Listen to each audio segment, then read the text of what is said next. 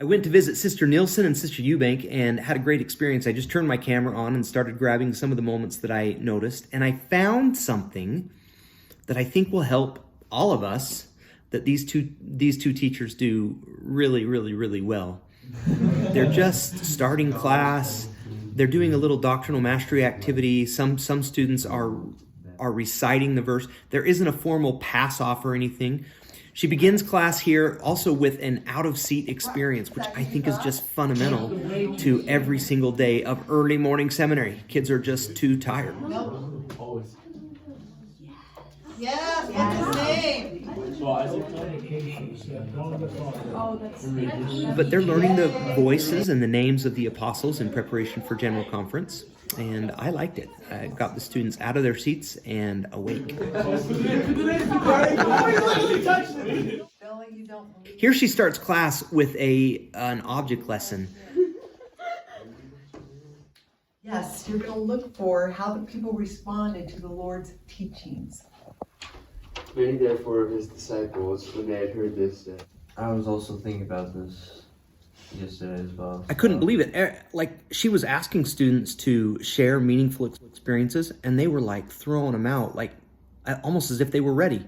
And then I realized that that's exactly what she and Sister Eubank had done.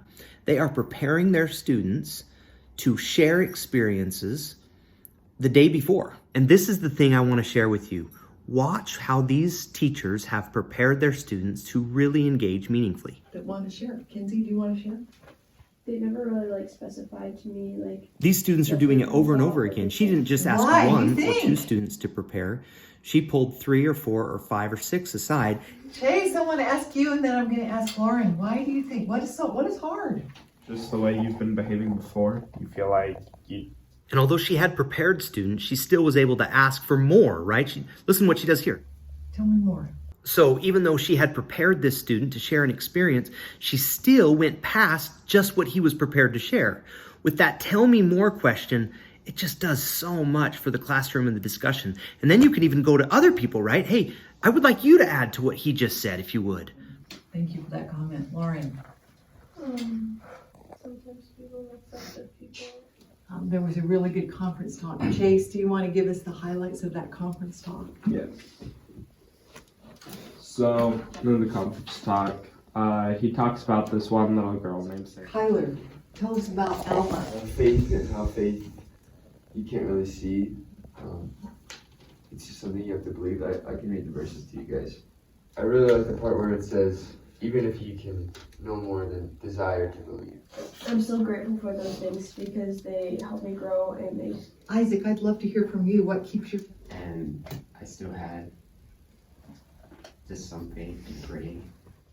I would have to say ever since I've become a priest especially, I've just felt I think what we're seeing here is preparation prior to class with a question or a quick assignment of a general conference talk really is going to make your classroom much more engaging and people are going to share more experiences.